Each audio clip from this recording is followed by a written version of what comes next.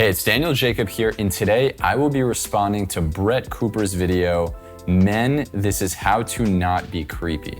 So let's dive in. Yeah, welcome back to the comment section. I'm Brett Cooper. So I don't think this is news to any of you, but it seems like everyone is disgruntled with dating apps. We've been talking about this the last couple of weeks. Bumble had a absolutely embarrassing failed rebrand that turned the trads and the feminists and the men against them, which is incredibly impressive. You've managed to piss off every single one of them. Tinder and Hinge have just become addicting games, and people are feeling burned out. They've been feeling burned out for years, but now I think they have been awakened to the fact that these companies profit off of them staying single. They hated the rebrand. They are done. They are tired. And obviously, the logical solution should be to just get off the apps and try to meet people in person, but it's... So definitely agree with what she's saying regarding the burnout of dating apps. Dating apps have been something that guys have struggled to succeed with for a long time, even since their inception in around 2013, 2014.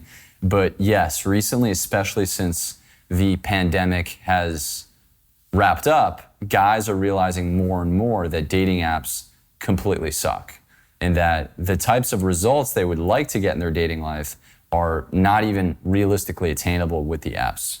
Meet people in person, but it's not that simple. People have completely forgotten how to do that, and for many people in my own generation, we never actually had to learn how to do that. Like, my first real dating experiences were on apps, which is wild. And so as a result, it has become a whole freaking mess. So first of all, it is obvious that people are out in the world looking. And so for the people online that say, there's nobody out there, I can't meet anybody, they are there. We just have to figure out how to get you in front of them, how to introduce you to each other, because obviously they are there. I see you're drinking 1%. Is that because you think you're fat? There is a well-documented male loneliness epidemic. Men are becoming more single than ever, some by choice because they hate the feminists. They are done. It's a boycott. So there's a lot that she just said here, a lot of which I also agree with, around the male loneliness epidemic. So as a dating coach, I speak to men every single day, hundreds every month, and I'm in the trenches. I hear their stories, I hear what they're going through, and it's true. A lot of men have this belief in their mind that, oh, there's no good women out there, it's impossible to meet women right now. This is so hard, it's way harder than it was 10 years ago. And it's actually not. It's just that they have conditioned themselves to avoid tension, to avoid discomfort.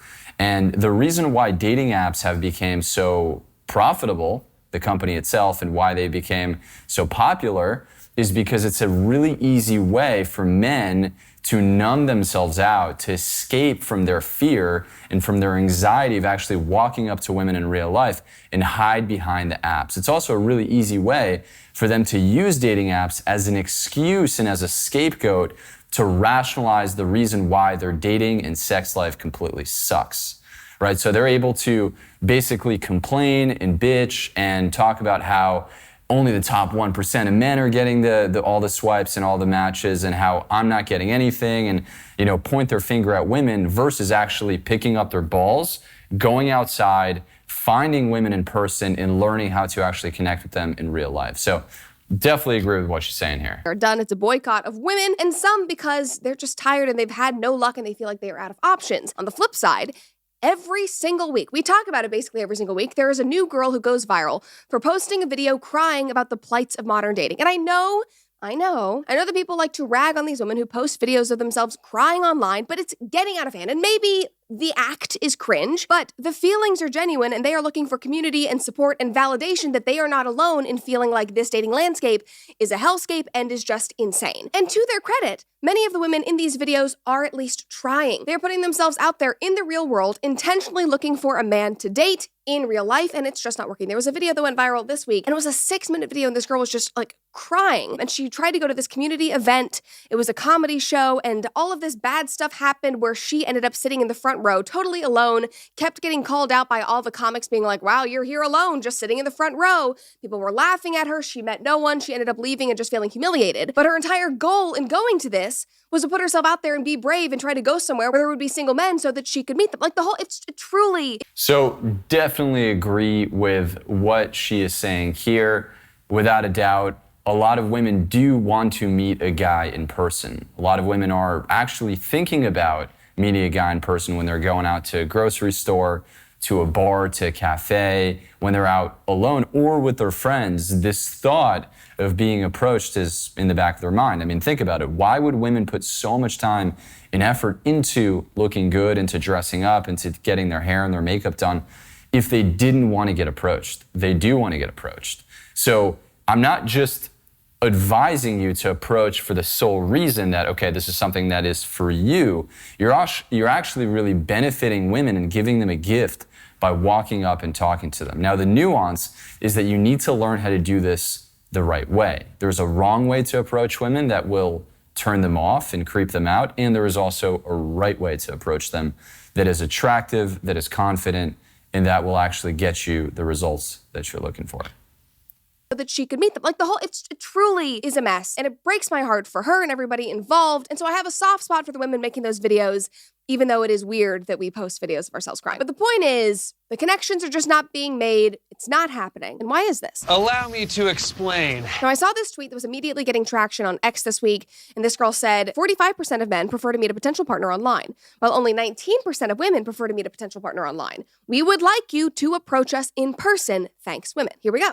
Disconnect. So agree with this as well. And this ties back to the point I made of men escaping and using dating apps as a way to hide and avoid stepping into tension. But if you really think about it, why is it that women do prefer to meet a guy in person versus online? I mean, there's many reasons. If we look at it from a more biological perspective, a more primal perspective, women, their attraction is triggered based on a man's behavior and his energy rather than the way that he looks. Where for men, it's really about the physical appearance. So being able to sit behind a screen and swipe allows you to just kind of stimulate all that dopamine just by looking at photos of attractive women. A lot of the time, you don't even feel really like you need to actually meet them because that dopamine rush is being triggered just by you sitting there swiping through photos. Where for a woman, she wants to actually connect with you in person. She wants to feel your energy. She wants to see how your body language is. She wants to see your eye contact. She wants to hear the tone of your voice. She wants to feel what your intentions are.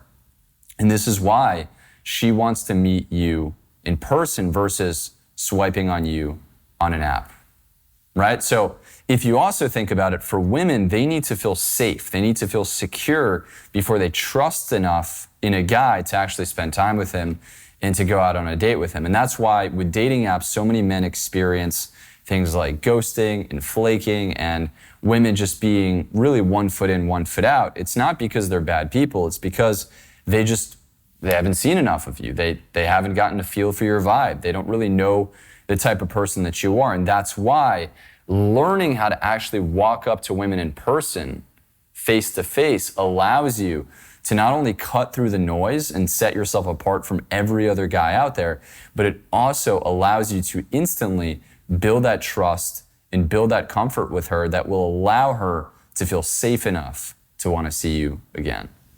Women, here we go. Disconnect number 1, because that would certainly be a lot easier had the Me Too movement not grown to be a toxic mess that scared men from ever wanting to approach a woman ever again for fear of being accused of rape or harassment or anything. Also, for fear of just being rejected and shot down constantly by unkind women, which is not a new thing at all. That has always existed, but I'm sure that is just exacerbated by everything else and the fears of approaching a woman in person. Somebody commented and said, but we were told that approaching women in person is toxic masculinity. Another person said, maybe that Me Too inspired HR hostility towards dating at work wasn't the best idea for women. Another person said, except you would literally rather encounter a bear. So, and you know what? He makes a good point. All of these guys make good points. And if you don't know what that is in reference to the man versus... So they make good points, but the place that these points are coming from are highly, highly insecure and extremely needy. So if you're thinking about what women think of you and what women want solely and what are their thoughts on approaching and what is their thought about this, like, yes, they do want to be approached, but you should ultimately be approaching not because women want this or they don't want that. It's because you want to meet them yourself, right? The reason why you should be approaching a woman is because this is something that you're interested in doing. It's an attraction, it's a pull that you feel. Because if you're in your head constantly worrying about what a feminist says or what modern dating says or what women in this generation say or in that generation, you're basically just stuck in your head, extremely needy, and you are disconnected from your power as a man. You're basically cut off from your masculine essence. But anyway, back to the point. Like I just said, I don't fault any of these guys because all of that is true. Men have been burned for years now, so obviously they turned to apps because it seemed like the most viable, logical, safe option. Like the women on there were obviously looking, they were putting themselves on the app, so it was safe. But then the men got no matches because there were more men on the apps than women, and men generally swipe yes on more women versus the women who are usually more selective and will only swipe yes on a small percentage of the. I don't agree with her around this point of, I totally understand men and, men have been burned before. All of this is victim mentality. That's all that it is. It's learned helplessness. If you think about it, thousands of years ago in primal times, men had to get out there and they had to take risks. They had to step into tension. They had to go hunt and provide for their families and really be able to step up as leaders. And right now, everybody's sitting behind a screen. Men can hunt from their laptops and from their iPhones, and there is no need to actually get out there and go for what they want.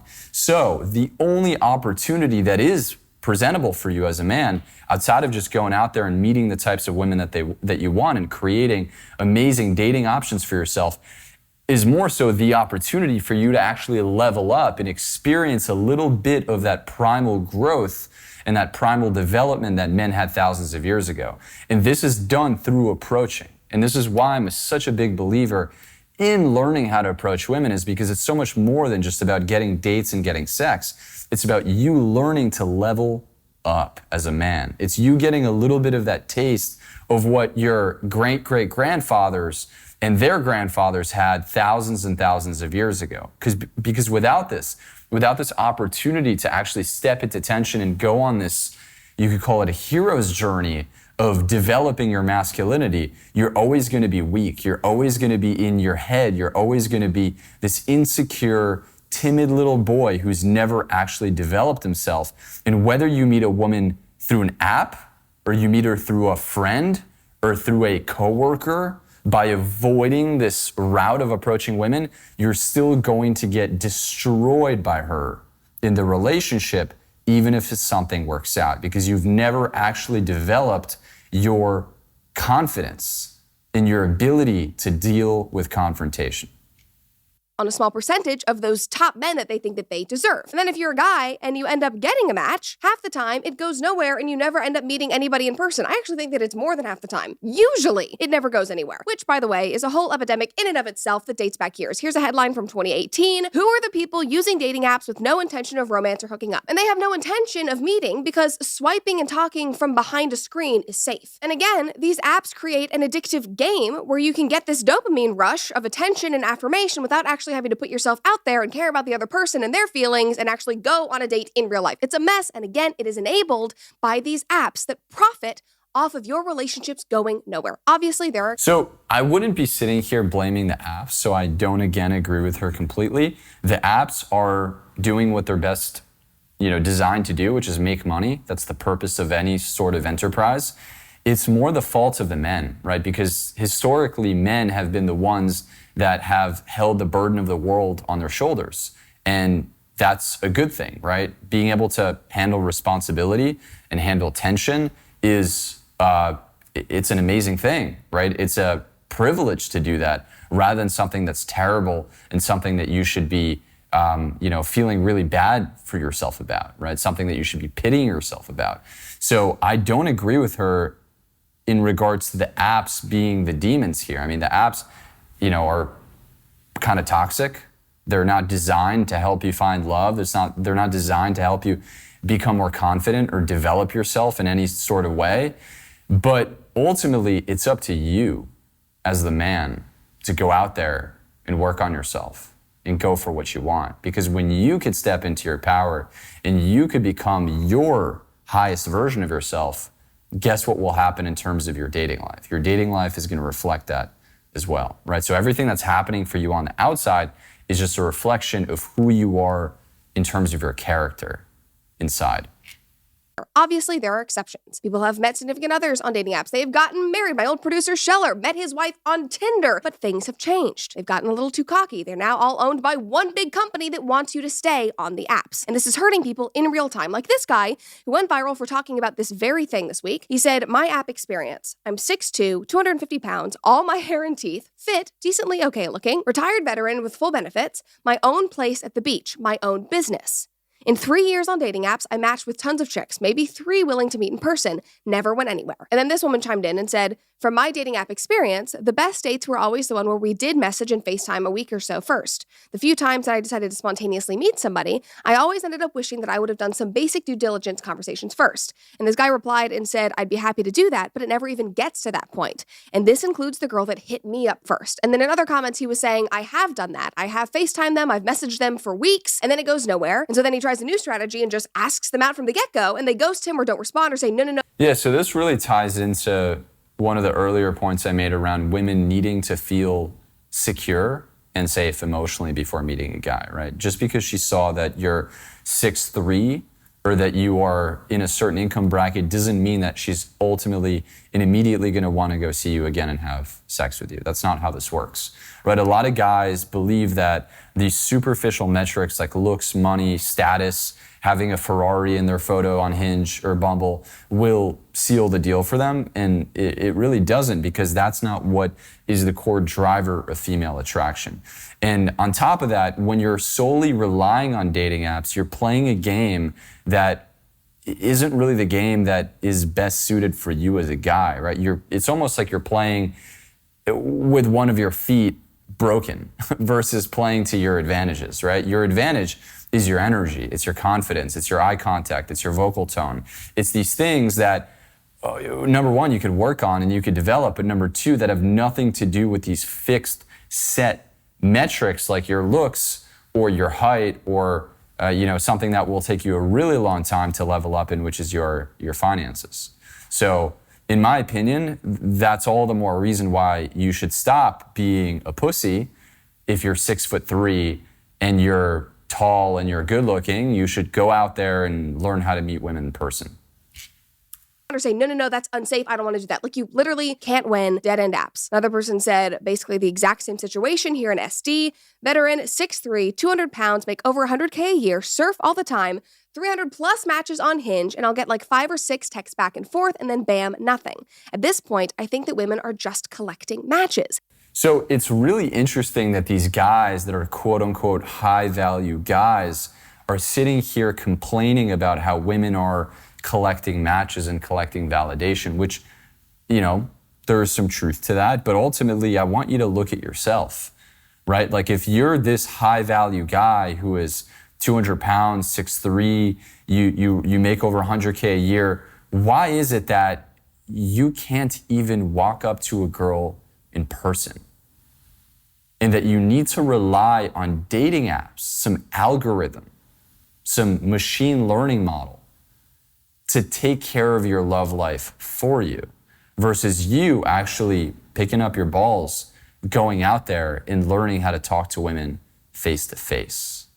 Because if you can't do that, how are you a high value man, despite all of these outer metrics that you've listed here? Matches. And these are men that, according to women online, are their desired man. The 6'2", makes money, has his own business, whatever, like the kind of men that they desire. It's still not working. And this guy who made the original post, he seems like a nice, thoughtful, generally good-looking guy. He's an attractive guy. And people in the comments were vicious to him. Like, he did not go viral for any good reason. He went viral because people were being so awful to him, giving absurd excuses for why a woman would never want to go out with him. And then the guys in the comment section obviously picked up on that. One of them said, there are a lot of women that are 5s and think that they are 10s. I mean, just so many comments like this. This is a shared sentiment by a lot of guys. And it reminded me of this TikTok, which actually connects to what we talked about yesterday, my friends. I want a guy in finance, 5'9", blue eyes. That one? Here's a response to that. Kind of tying all of this together. Is the sad reality of this girl finding the man that she's looking for based upon her criteria. And this girl that goes by the name of Maxed Out Mommy breaks down the chances of her finding a man that's in finance that has a trust fund that's 6'5" with blue eyes. And that number is 2. So there's 2 men out there that actually fit this woman's criteria of what she's looking for in a man. Good luck to you, though. I mean, the whole thing is just absurd. And this is a topic for another day. Actually, I've already done a video about this. We can link it below. It is good to have standards. It is good to have things that you are looking for. You should be looking for a decent, good human being that matches your values. But a lot of these absurd, superficial, very materialistic things are just getting in the way of your happiness and your success in the dating pool. Just like, let that go, because you have a 1 in a billion chance, basically, of meeting this person. So just push that all aside. Focus on trying to find a good person that shares your values, please. If you have specific expectations, you should be matching those yourself. That is the right thing to do, and that will put you in a position where you can meet somebody who matches those and where you can have mutual respect and both be bringing things to the table that you want. It is actually quite simple. Somebody commented and said, a large swath of women have developed unrealistic expectations that most men will never meet. Lots of men are seeing that, and instead of trying to be the best version of themselves, they're like, what's the point, and give up. It's a vicious cycle, and it's sad to watch. Correct. Number 1, get off the apps. Number 2, quit freaking out when men approach you in public. You cannot ask for this and they go, ooh, I don't want to talk to you. Like, again, it goes both ways. That's kind of the through line of this episode. Creeps are one thing, but we have to be comfortable with normal men politely approaching us. And then, guys, she did the internet a favor and broke down this skill set because, again, we haven't learned it or we're out of practice thanks to the apps and social media and COVID and lockdowns and all that stuff. She broke it down. And she did this by first addressing the normal critique.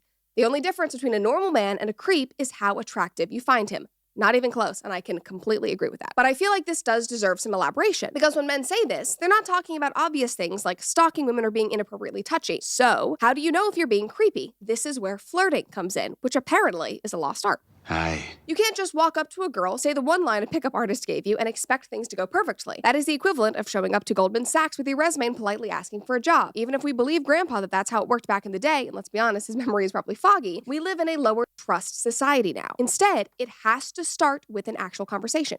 Flirting is all about escalation with plausible deniability. Starting a conversation about something totally benign, any clue where the bartender went, gives you a chance to feel out if she's going to lean into the conversation at all, and gives you a chance to back out if she's cold. A lot of times, she doesn't want to talk. Maybe she has a boyfriend. Maybe she's super cautious around dudes that she doesn't know. You can avoid being creepy by just letting her go. Where a lot of guys come off as creepy is when they don't take hints. And I love that she said this, I know that women are more subtle than men, but that's why you have to actively be scanning for feedback. Also why this is a habit and a skill that you have to learn. You got to understand the female nature just like women need to understand men and understand. So here I agree with a lot of what she's saying in regards to approaching being a skill, right? So if you've never approached women in your life and you're used to hiding behind apps and just swiping away, not getting any results, then starting to get out there in public and walk up to beautiful women and start interactions with them and connecting with them is going to be a bit of a learning curve for you, right? It's going to be uncomfortable at first. It's going to take some time to overcome that fear of rejection and for you to get really good at actually connecting and flirting with women. Now, what she's saying in regards to this very indirect approach of, saying something very subtle and then hoping that, this doesn't get you rejected, and then looking at the woman and scanning her face for cues of, does she like me? Does she not like me? I don't agree with this approach because it's very, very needy, right? And the way that I define neediness is not a behavior. It's not something that you say or something that you do.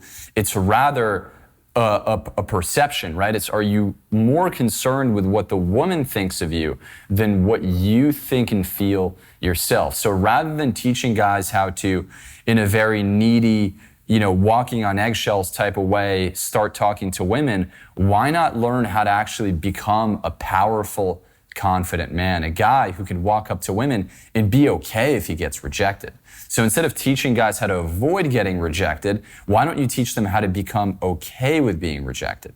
Now, yes, there's things that you can fine-tune and master during this process that will help you get rejected a lot less and have a lot more positive outcomes. And that's honestly actually what we do here in our accelerator program through a process called Golden Interaction Training, is that we have guys who haven't really had success or even any experience approaching before, getting repetitions and getting practice working with real live female models, right? The types of girls that they would feel like maybe were out of their league, and getting rep after rep after rep, talking to them, flirting with them, getting to know them, building attraction with them. And then after those interactions, getting real, honest, non-biased feedback from these women, showing them what they did well and what they could improve on, right? And all this feedback is going to be hyper customized to every single guy in a way that allows them to gradually improve more and more and more and more. Now, this is just the outer side of it, right? The real value that comes from this type of training that we developed is the ability to help a guy, as I mentioned earlier, get comfortable with rejection. Desensitize his nervous system to pressure, to tension, and get him into a place where he doesn't care so much about what women think, that he is in his own element. He's able to talk to whoever he wants, say whatever he wants, do whatever he wants, and he's not constantly in his head calculating and analyzing a woman's reactions. So that's the real answer, right? So there's kind of two parts to learning how to get really good at meeting and talking to women. One is the outer skill set, and that's developed through, as I said, the golden interaction training that we do. And then number two is the deeper side of things, the inner confidence side of things. And this is something that we work with clients as well in terms of rewiring their mindset, changing their belief systems, and really helping them feel comfortable and confident in their own skin around beautiful women. And they're not just being creepy 24/7. If you're getting one-word answers, if she's not making eye contact, or if she's turning away from you, take the hint and go away. It's not creepy to try, but it is creepy to keep trying with somebody who isn't into it. Ideally, you should know that she's into you by the time that you try to get her number because you will have been talking for a bit. It should feel like the obvious next step, not a huge escalation. It's a great line. Flirting is how you test the waters and give her a chance to keep things escalating, which is your confirmation. So I do agree with some of what she's saying here around having the awareness externally to pick up on when a woman is giving you clear signs of disinterest. Like if a woman is saying no, or if she's turning away, or if her arms are crossed and she's just very evidently not into you, I believe it's not the right thing to keep trying to push, but rather say, hey, it was great to meet you, and walk away. It's like a game of catch. If she's not throwing the ball back when you try to initiate, throwing the next one straight at her head isn't going to force her to play. Boom. And I think that is the best breakdown of this that I've ever seen. And to level with you guys even more, it's not just the man-hating feminists that have had creepy experiences with guys approaching them. Like, I have been followed around stores before I was even well-known. I have politely said no to men, and then they keep pushing, keep talking, keep following me around. I've tried to just end the conversation to no avail, and my friends have been in the same boat. It is something that happens relatively regularly. Obviously, there are exceptions. There are guys that take this to go. And for guys, don't just ask the girl out immediately. Get to know her. And to the women, be kind, for the love of God. And if you're interested, show it. They need to see the subtle cues. Somebody commented and said, did everyone unlearn the code? Yes, they did. So overall, I do agree with a lot of what Brett Cooper is saying here. She makes some very, very valid points around dating apps no longer being effective, especially for men, and how a lot of men are getting burnt out and they're getting really tired with dating apps. But the core thing that I don't agree with Brett Cooper on is how she's more so placing the blame on the apps, on companies like Tinder and Bumble, rather than having men take self-responsibility and realize that it's on them to go out there and to create their ideal dating life. So if you've enjoyed this breakdown and you're resonating with what I'm saying here, and you're tired yourself of swiping on dating apps without any results, and you would prefer to just delete those and instead learn how to walk up to beautiful women in person, spark attraction with them, and build these amazing deep connections, what I invite you to do is click the link below, check out our 7-minute documentary, apply, book in a call with me, and if it's a fit, we can talk about what we do inside of the Accelerator program. So thank you, and I'll see you in the next video.